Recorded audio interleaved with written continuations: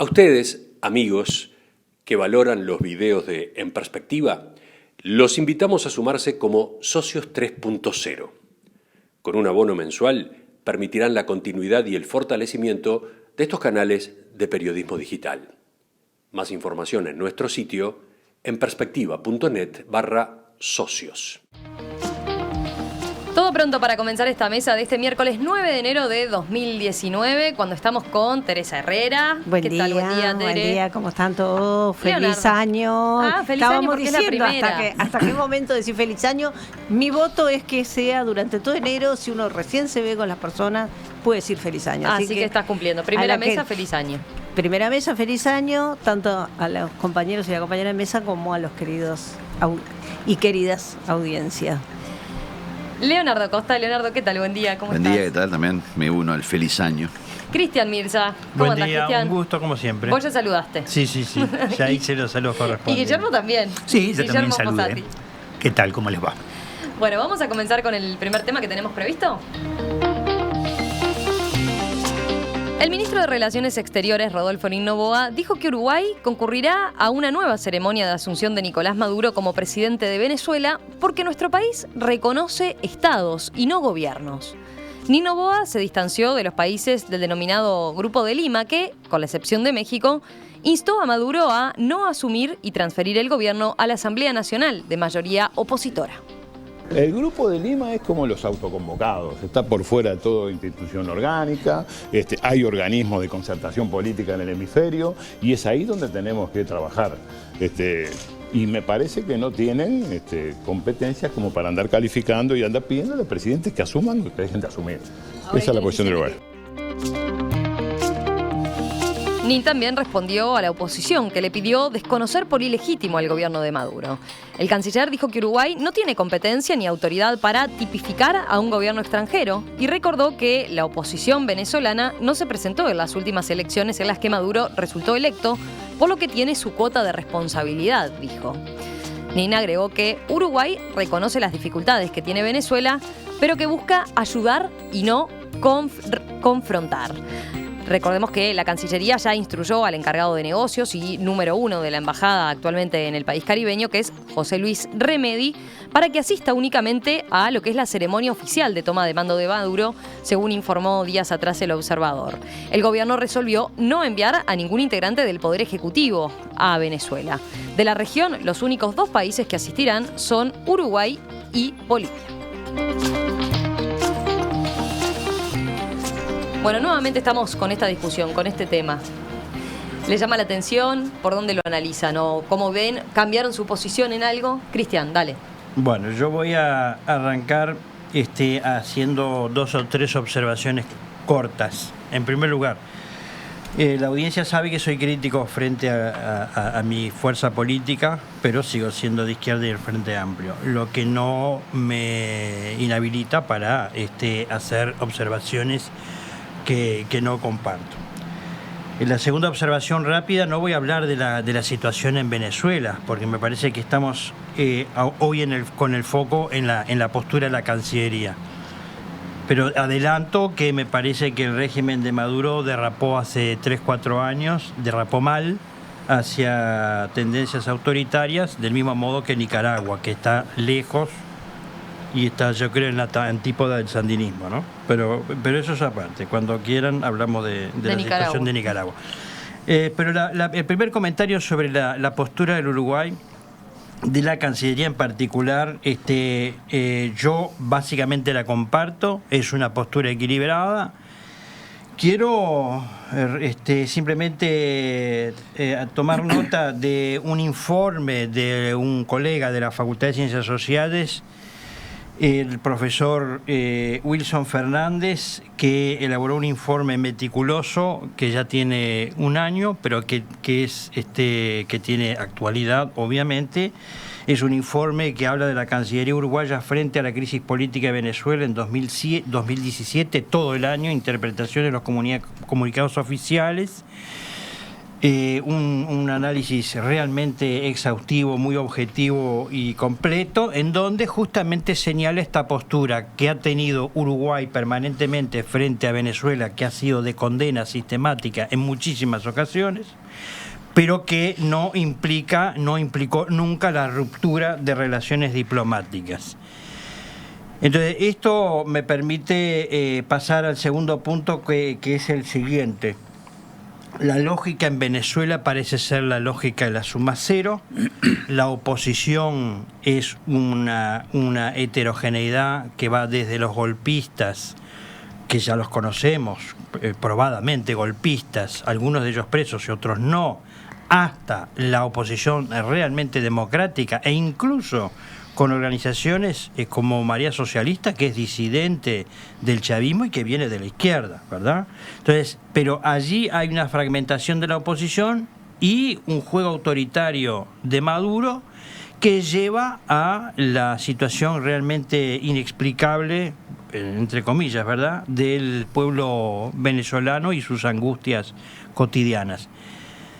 Subrayo, me quedan más comentarios, pero subrayo la primera idea. El Uruguay está en postura equilibrada, ha condenado en reiteradas oportunidades, y dejo para la segunda parte de mi comentario el rol que debería asumir de aquí en más. Dale. Guillermo. Bueno, yo voy a presentar la posición contraria.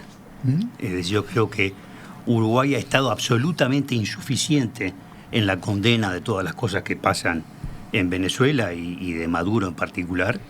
Creo que ni siempre ha estado, es decir, llegó en su momento a considerar que es una democracia autoritaria la de Venezuela, es decir, que muestra concretamente que al no poder decir Venezuela tiene una democracia, trató de encontrar una manera de agregar una palabra, y entonces fue una democracia autoritaria, con lo cual la democracia es democracia y si no, no es democracia. Y creo que ni tiene la difícil tarea de tratar de construir explicaciones para algo que no tiene explicaciones. Es decir, yo creo que es inexplicable el proceder de Uruguay, pero no solo en este caso puntual, en este momento, sino ya históricamente con el tema de Venezuela. Es decir, no se necesita mucho para inferir que tiene que haber algún motivo de fondo cuasi oculto que explique una deuda de alguna naturaleza, deuda entre comillas, porque no necesariamente es deuda en pesos, pero hay deuda, pero puede ser obviamente monetaria también, por el cual Uruguay tiene una conducta que no es entendible, no es explicable. Maduro es claramente un dictador, tiene toda una cantidad de conductas y lleva adelante acciones concretas desde su gobierno que son contrarias a lo que significa una democracia. Por lo tanto, mi posición es una posición muy, muy distinta a la que tú estabas sosteniendo recién. Y creo que es tan inexplicable lo inexplicable de este proceder que uno se pregunta por la naturaleza y el alcance de esa deuda que debe haber de fondo, que en algún momento eventualmente saldrá a la luz y se hará público qué es lo que pone a Uruguay en esta especie de pacto y de cuasi complicidad con Maduro. Leonardo. No, la posición de Uruguay, la verdad, está en el peor de los mundos, porque en definitiva, por más que el ministro intente hacer un equilibrio diciendo de que no hay una visita oficial y que simplemente se va a pedir al encargado de negocio que esté, lo cual en sí mismo no está mal, queda en el medio de un fuego cruzado, además, en este momento, con el Grupo de Lima, en donde mayoritariamente la región está condenando y Uruguay está quedando en el eje, digamos, de Bolivia, Nicaragua y Cuba, lo cual yo creo que al ministro no lo debe dejar necesariamente cómodo, en virtud de que la sociedad en sí mismo no es una de las sociedades más lindas para estar. Entonces, yo creo que Uruguay en este momento podría haber tenido una posición sí equilibrada, pero condenando el régimen. ¿En qué sentido condenando el régimen? Maduro está asumiendo su nueva presidencia y no lo hace ante el órgano natural electo democráticamente, que es la Asamblea Nacional. Y lo está haciendo, digamos, ante un poder que es el poder judicial, lo cual en sí mismo es una violación en la Constitución. O sea, y descalifica. Y descalifica la Asamblea Nacional y descalifica, por ende, también el régimen democrático. Entonces, me parece que lamentablemente la situación de Venezuela no hace más que agravarse actualmente, y sobre todo por la posición también, creo que equivocada, de algunos países del Grupo de Lima, que han llegado a sugerir incluso intervención militar, que creo que naturalmente es lo que, aún condenando un régimen dictatorial, no podemos pedir nunca y ni avalar nunca como país lo que pueda ser una intervención militar. O sea, creo que Uruguay, la nueva asunción de Bolsonaro, además, le ha complicado más todavía su situación por el giro a la derecha, en parte que se ha dado del Grupo de Lima, ¿no? Una acotación simplemente a raíz de que Leonardo mencionaba lo de la Asamblea Nacional. Desde Cancillería se ha insistido en que se manda a este representante, que es hoy en día el encargado de negocios de la Embajada de Venezuela, a la asunción de Maduro, como así también el 5 de enero pasado se mandó representante cuando asumió la Asamblea Nacional, ¿no? De mayoría opositora, pese a que el gobierno no la reconoce. Eso está bien. Yo creo que a eso me refería yo con el equilibrio. En esa parte porque es un dato que no habíamos manejado y que porque hubiera sido muy grave que fuera, ¿no? por ejemplo, alguien representando políticamente al Poder Ejecutivo, como podía ser el ministro de Relaciones o su secretario. El hecho de que se mande al encargado de negocios en sí mismo, por lo menos, es un paño frío. Pero no se haya designado un embajador hasta ahora. Lo que sí me parece es que la condena política lo que está faltando. Sí, pero para mí es parte de lo que yo señalaba, es decir, está embretado ante una situación difícil, y entonces, en definitiva, se trata de mover entre estas dos aguas en una situación que desdibuja una posición clara como país. No, yo estoy de acuerdo. Ajá. ¿Y no mantiene la tradición? Uruguay es un país pequeño. Así que, ¿qué puede hacer Uruguay? Entonces, ¿qué hace? ¿No comercia con China porque es una dictadura? En realidad, a mí me parece que la posición de Uruguay es la mejor de las posiciones posibles. Acá se dijo que el Grupo de Lima, México no quiso firmar esa declaración.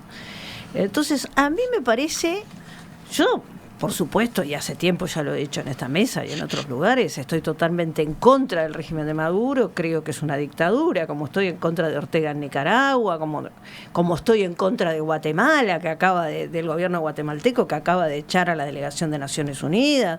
O sea, en realidad, si nos ponemos a mirar, decimos, bueno, y con casi que de Colombia para arriba, ¿qué hacemos? Entonces, yo creo que la posición uruguaya es una posición inteligente, es un pequeño país, necesita llevarse bien con todo el mundo, tiene comercio con Venezuela, lo tuvo, hay toda una historia, buena, mala, regular, con corrupción, sin corrupción, no me voy a meter en ese tema. Lo que quiero decir es que me parece que ahora nos rasgamos las vestiduras, cuando en realidad Uruguay tuvo durante muchísimos, la Segunda Guerra Mundial, sin ir más lejos.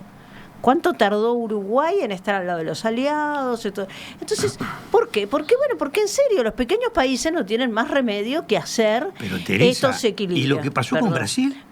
Hace bien poco. Pero lo que pasó ¿Te parece inteligente desde el punto de vista de Uruguay todas las expresiones que se mandaron con respecto a la posible llegada de Bolsonaro? Sin embargo, Tabaré fue a la asunción. Pero ¿cómo que te estoy diciendo la declaración de Lima a unos días previos a que... Bueno, acá hay algunos oyentes que van por el lado de lo que dice... Perdón, yo los dejé hablar, los escuché. Pero que me dejaste sorprendido. Pero que fue Tabaré a la asunción y no fue Macri. Y Macri no fue porque estaba enojado por la actitud de Bolsonaro con respecto al Mercosur. Entonces, pero claro, Macri es presidente de Argentina, puede permitirse ese lujo.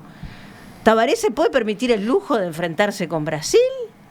Y justamente yo creo que fue porque se enfrentó el gobierno del Frente Amplio con Brasil unos pocos días antes del resultado electoral, claramente diciendo que recapaciten y que se den cuenta del error que estaban por cometer. Acá Marcos va por el lado de lo que dice Guillermo, ¿no? Dice, cuando en Brasil ganó las elecciones Bolsonaro, la Cancillería condenó el resultado. El ministro dijo que era un retroceso para aquel país, para la región y para América. Hoy dice que no puede opinar sobre la autonomía de otro país. Realmente una vergüenza. Bueno, no sé, yo creo que en todo caso lo que son válidos son los hechos. Y en los hechos Tabaré Vázquez fue a la asunción de Bolsonaro, y fue como, nada más y nada menos que el presidente. O sea que si eso no es reconocer el proceso democrático, Es reconocer el error que habías cometido un poquito antes. Y bueno, capaz que los errores se pueden reparar, ¿no? Yo creo que a lo que le está pasando a la política exterior uruguaya es que la Cancillería, y yo creo que en eso Nin, como tú bien decías, juega un rol de equilibrio entre lo que es la posición de política de Estado. Muchas veces se ve invadida por lo que es la política del partido de gobierno, ni siquiera del gobierno. Entonces, en ese equilibrio, como decía la canción, Between a Rock and a Hard Place. Claro. Si se encuentran la espada y la pared, y Nin hace unos malabarismos de esgrimista para tratar de poder quedar parado de la mejor manera posible. Y yo, la verdad, en ese sentido, le reconozco a Nin dotes diplomáticas que no sabía que tenía, y no digo que no porque no tenga la capacidad, sino simplemente porque no era su palo. Pero sí me preocupa el hecho de que, sin perjuicio de la no intervención, que creo que es la tendencia de Uruguay y fue y debe seguir siendo, hay sí, por lo pronto, ciertas condenas que hay que hacer a un régimen que ha condenado al hambre a Venezuela, con más de 5.8 millones de dólares de personas que han emigrado del país, y no lo hacen necesariamente por razones políticas, sino lo hacen por la supervivencia más básica, en una crisis humanitaria con la frontera con Colombia que es tremenda. Y además, la preocupación que uno debiera tener acá, tratando de seguir con la tesis de la no intervención, es el eje Bogotá-Brasilia versus Caracas, que yo creo que es para preocuparse, es para preocuparse porque a ese eje se suma Trump. Entonces, es un escenario complicado. Es un escenario complicado que ojalá este eje y el otro eje también sepa mantenerlo en las diferencias meramente políticas y no pasen a otra esfera. Esa es una preocupación de este año 2019. Por supuesto, hay muchos rumores de que se va a instalar una base militar rusa en Venezuela, y que como contrapartida Bolsonaro va a permitir que se instale una base militar en Estados Unidos. Y nosotros, los latinoamericanos, sabemos muy bien que cada vez que pasan ese tipo de cosas, siempre llevamos la peor parte, ¿no? Entonces, yo creo que la posición de Uruguay me parece inteligente. Puede haber intervenciones más o menos felices, pero acá lo que valen son las conductas, y a mí me parece que las conductas van por ahí. Que comparto totalmente lo que tú decís, Leonardo, del drama humanitario de Venezuela, no tengo ninguna duda, desgarra el corazón ver nomás todo lo que le ocurre a esas personas, hablar con cualquiera que esté acá, yo tengo además gente muy querida de Venezuela, o sea, pero más allá de las situaciones particulares y personales. Insisto, yo dije desde el principio, yo creo que en Venezuela hay una dictadura, y creo que es así. Ahora, también entiendo a un Estado que no puede juzgar y meterse en esas situaciones, porque si no, repito, no comerciemos con China, porque Estado más dictatorial y más sanguinario que China, vos estuviste hace poco, así que lo debes haber visto en vivo y en directo, Romina. Vamos a no jorobar. Hay lugares en China donde todavía hay un nene durmiendo debajo de una máquina, y el otro está trabajando, y después sacan al nene que está durmiendo, le dan el arrocito y el otro se va a dormir. Entonces, no es nuestro principal cliente comercial, no estoy al tanto totalmente de esos temas, pero entonces... Sí, está cerca de ser uno de los primeros destinos de las exportaciones uruguayas. Bueno, entonces, a ver. Es el primero, ¿verdad? A ver, las relaciones internacionales tienen esas características. Sí, nos gusta o no nos gusta. Yo quiero nuevamente reiterar esta idea del equilibrio difícil, complejo, tensionado permanentemente por algunas posturas de mi fuerza política que no comparten esta idea de la dictadura, más allá de todo lo discutible. Creo que el estrangulamiento del gobierno de Maduro no es la estrategia no es la estrategia eficaz. De hecho, es la estrategia que ha conducido justamente a posición cada vez más radical del gobierno de Maduro y cada vez más angustiante para la población venezolana.